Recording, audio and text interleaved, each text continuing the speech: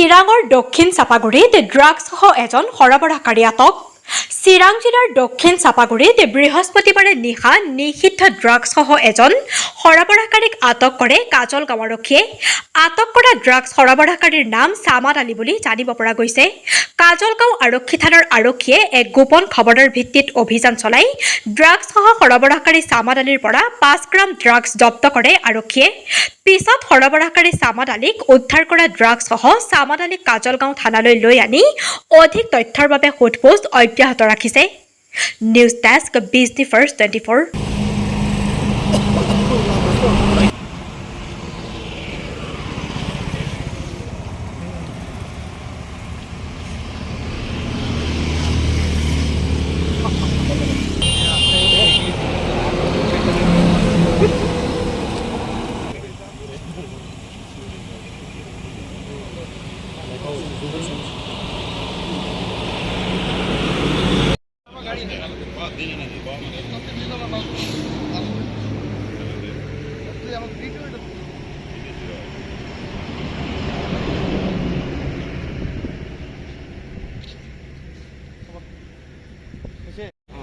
ক'ৰ পৰা আনিছিলা?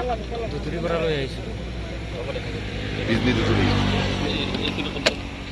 ক'ত লৈ গৈ আছিলে? মই খাৱাৰ কাৰণে লৈ আহিছিলোঁ। কেইটা আছিল মাল? 4টা।